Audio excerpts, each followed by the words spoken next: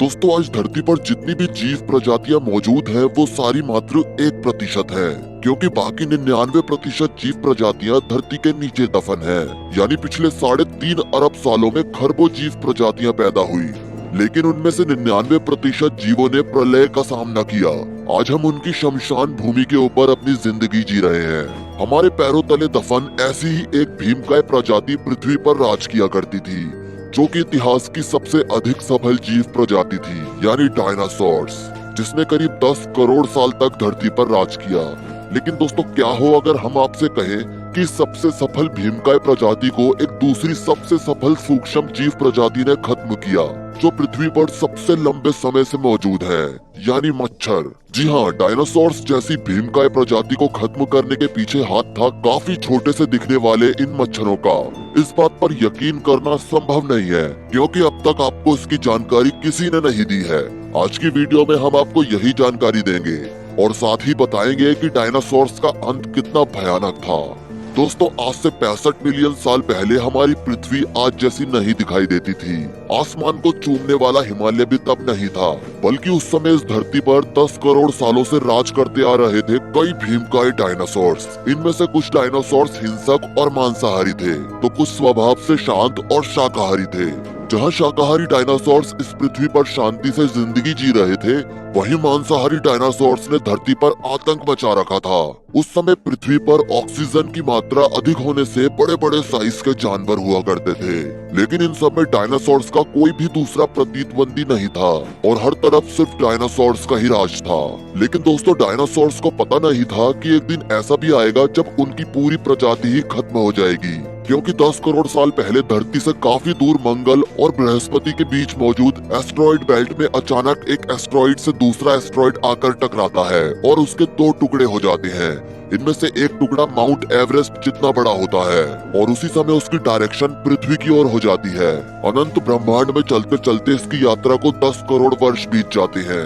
अब ये एस्ट्रॉइड पृथ्वी की तरफ 22,000 मील प्रति घंटे की रफ्तार से बढ़ने लगता है और ये पृथ्वी के करीब पहुंचने लगता है। ये चांद के बेहद करीब से होकर गुजरता है, लेकिन चांद भी इसके वेग को रोक नहीं पाता और ये पृथ्वी की तरफ और तेजी से बढ़ने लगता है। अब इस एस्टेरॉइड को रोकना बिल्कुल भी संभव नहीं था।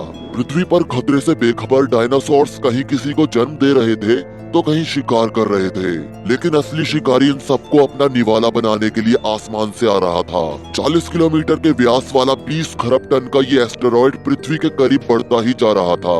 जब ये पृथ्वी के वातावरण के संपर्क में आया तब इसकी रफ्तार 70,000 किलोमीटर प्रति घंटा हो गई। पृथ्वी के वायुमंडल में घुसते ही ये घर्षण से भयानक आग के गोले में बदल गया।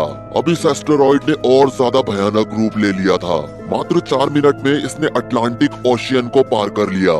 35,000 डिग्री पर ये लाखों सूर्यों के बराबर चमकने लगा।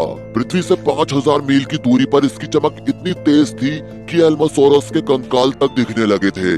पृथ्वी के नजदीक आते ही हजारों जीव इस आग के दहकते गोले को सिर्फ देखकर ही पूरी तरह से अंधे हो गए। डायनासोर्स नहीं जानते थे कि ये चमकीली चीज उनकी मौत है। पलक झपकते ही ये एस्टेरॉइड मैक्सिको की खाड़ी के पास छिछले पानी में जा टकराता है।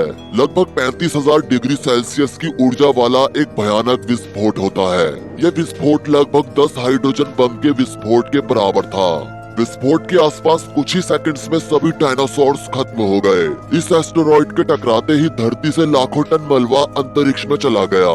टकराव वाली जगह पर 180 किलोमीटर चौड़ा और 20 किलोमीटर गहरा गड्ढा बन गया।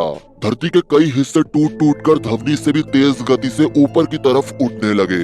विस्फोट की जगह से 5,000 मील की दूरी पर तापमान 600 सेंटीग्रेड तक पहुंच गया, जो कि डायनासोर्स की त्वचा में मौजूद पानी को भाप में बदलकर डायनासोर्स की त्वचा को चीरने के लिए काफी था। विस्फोट से उठे धूल के कण आसमान में धूल के बड़े बादल के रूप में बदल गए। धरती के अंदर भूकंपीय तरंगे उठने लगी, जिससे समुद्र में विशालकाय लहरों का निर्माण हुआ। भूकंपीय तरंगों से सभी सक्रिय ज्वालामुखी धधक उठे।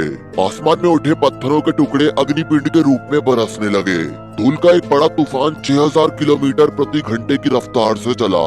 पृथ्वी से ऊपर उठे धूल के तूफान की वजह से सूरज की रोशनी धरती पर नहीं पहुंच पाई। गर्म हवाओं और आग के जलने की वजह से पेड़ पौधों की सारी प्रजातियां नष्ट हो गई। विस्फोट के 90 मिनट बाद धरती का तापमान 200 डिग्री सेल्सियस तक बढ़ गया। कुछ डायनासोर्स को तेज हवाओं से पहाड़ों की गुफाओं ने बचा लिया, लेकिन जमीनों को तोड़ती आ रही लहरों ने उनकी जान ले ली। इस भयंकर विस्फोट से बड़ी बड़ी इमारतों जितनी चट्टानें ध्वनि से भी तेज गति से आसमान में प्रक्षेपित हो गई। इनमें से कुछ तो चंद्रमा पर पहुंच गई और कुछ अंतरिक्ष के गहरे अंधकार में पहुंच गई।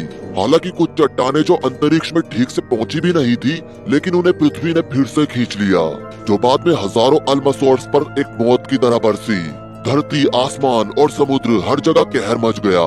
अब तक के इतिहास में आए भूकंप के झटकों से 60 गुना अधिक शक्तिशाली इस भूकंप ने पृथ्वी की परतों को उधेड़ कर रख दिया। पृथ्वी पर उठी तरंगे चारों तरफ से संपूर्ण पृथ्वी पर फैल रही थी। पृथ्वी के इस तरह से करवट लेने की वजह से हजारों डायनासोर्स खत्म हो गए। ध्वनि से भी तेज चलने वाली इन हवाओं ने डायनासोर्स की त्वचा को उधेड़ दिया। उड़ने वाले डायनासोर्स किसी तरह इन जमीनी खतरों से बच गए, लेकिन आसमान से होने वाली आग की बारिश ने उड़ने वाले डायनासोर्स के पंखों को नष्ट कर दिया। कड़कते बादलों की हीट ने जंगलों को जलाकर राख कर दिया। इस कहर से बचने के लिए कुछ छोटे मोटे जीव तो बिल में घुस गए, लेकिन डायनासोर्स आग की लपटों से बच नहीं पाए। डायनासोर्स भाग रहे थे और मौत उनका पीछा कर रही थी। इस विस्फोट से उठी ऊर्जा तरंगे पृथ्वी के धरातल में फैल गई, लेकिन 1% ऊर्जा सीधे पृथ्वी के आर पार हो गई, जो कि पूरी पृथ्वी को अंदर से हिला देने के लिए काफी थी। एस्टेरॉइड के भयंकर विस्फोट ने समुद्र में सुनामी को जन्म दिया। जो डायनासोर्स किसी तरह बच गए, उन्हें सुनामी से उत्पन्न हुई बड़ी बड़ी लहरों ने अपने अंदर समा लिया। वहीं इस विस्फोट से धरती के सभी ज्वालामुखी सक्रिय होकर आग उगलने लगे। विस्फोट से निकले धुएं के बादलों ने धरती को कई महीनों तक अंधकार में धकेल दिया। सूरज की रोशनी के अभाव में पेड़ पौधे भी नष्ट हो गए, और जो डायनासोर्स किसी तरह इस विनाशकारी प्रक्रिया से बच गए, उनके लिए पृथ्वी पर खाने के लिए कुछ नहीं बचा। उन्हें भूख ने ही निगल लिया। इस तरह इतनी बड़ी धरती पर डायनासोर्स को कहीं भी छुपने की जगह नहीं मिली। जमीन, आसमान और समुद्र हर जगह पर प्रलय ने उनको घेर लिया, और वैज्ञानिकों के अनुसार इस तरह सभी डायनासोर्स की मौत हुई। लेकिन दोस्तों, अभी कहानी खत्म नहीं हुई है। वैज्ञानिकों के अनुसार डायनासोर्स के इस मृत्यु काल के बाद भी हजारों डायनासोर्स के कंकाल मिलते रहते हैं, जिससे पता चलता है कि डायनासोर्स एक साथ नहीं बल्कि धीरे धीरे मरे थे। एस्टेरॉइड ने जहां डायनासोर्स को एक साथ नहीं बल्कि धीरे धीरे खत्म किया, वहीं डायनासोर्स के मरने का एक और कारण था जिसने उन्हें धीरे धीरे मारा, और वो थी एक ऐसी जीव प्रजाति जिससे डायनासोर्स भी घबराते थे, और वो थे मच्छर और कीड़े। वैज्ञानिकों के अनुसार कुछ डायनासोर्स की प्रजातियों को मच्छर और कीड़ों ने खत्म किया था। आज से करोड़ों साल पहले ट्रायसिक युग में एक मच्छर डायनासोर्स को काटते हुए जब उड़ा, तो वो पेड़ पौधों से निकलने वाले रेजिन के घोल में फंस गया। करोड़ों साल बाद ये एम्बर फॉलिस के रूप में जब आज के समय में वैज्ञानिकों को मिला, तब इस मच्छर में मौजूद अवशेषों को टेस्ट किया गया। उस समय जो वायरस इस मच्छर के अवशेषों में मौजूद थे, वही वायरस और बैक्टीरिया डायनासोर्स के अवशेषों में भी पाए गए हैं। इसका मतलब था कि ट्रायसिक युग में एक महामारी फैली थी, जिसने डायनासोर्स को धीरे धीरे मारना शुरू कर दिया था। जहाँ एस्टेरॉइड ने डायनासोर्स को तुरंत मारा, तो वहीं ये छोटे छोटे मच्छर उन्हीं डायनासोर्स को पीलिया से बीमार करते हुए भी मार रहे थे। पृथ्वी पर होने वाली तबाही से पृथ्वी पर उस समय मौजूद जीवन एक बार के लिए लगभग खत्म हो चुका था, लेकिन उस समय कुछ छोटे ऐसे जीव भी थे जो इस भयंकर तबाही से बच निकले। वो थे मैमल्स, यानी हमारे पूर्वज। ये मैमल्स एक चूहे से भी छोटे जीव थे, और तबाही के समय बिलों में छुपकर इन्होंने अपनी जान बचाई थी। आगे चलकर इन्हीं मैमेलियंस से धरती पर कई विचित्र जीवों का जन्म हुआ, और फिर हम इंसानों की उत्पत्ति हुई, यानी आज से 3 लाख साल पहले मॉडर्न ह्यूमंस की उत्पत्ति हुई। लेकिन दोस्तों, वैज्ञानिकों के अनुसार अगर ये तबाही नहीं हुई होती, तो शायद आज हम इंसान पैदा नहीं हुए होते। ऐसे में एक सवाल जरूर उठता है कि आखिर ये नेचर हमसे क्या चाहता है। हमारे पैरों के नीचे एक कब्रिस्तान मौजूद है, जिसमें धरती की 99% प्रजातियां सोई पड़ी हैं। 5 बार प्रकृति के कहर ने हमें खत्म करने की कोशिश की, लेकिन हर बार जीवन कैसे न कैसे करके बचता गया, और चरण दर चरण जीवन कॉम्प्लेक्स होता गया। आज धरती पर हजारों विचित्र जीव प्रजातियां मौजूद हैं, और उनमें से एक ऐसी प्रजाति भी पैदा हुई है जो एवोल्यूशन का सबसे बड़ा आविष्कार है, यानी हम इंसान, जो धरती को पार कर मंगल तक पहुंचने की होड़ में है। दोस्तों, क्या हमें दूसरे ग्रहों पर जीवन को फैलाना चाहिए ताकि हम जीवन को प्रकृति के कहर से बचा पाए? क्या इससे आने वाले समय में इंसानों का अस्तित्व आने वाले कहर से बच सकता है? अपनी राय हमें नीचे कमेंट सेक्शन में जरूर दें। जाने से पहले वीडियो को लाइक शेयर जरूर करें, और ऐसी ही और वीडियोस के लिए इस चैनल को सब्सक्राइब करके साथ में बेल नोटिफिकेशन को भी ऑल पर सेट कर ले। धन्यवाद।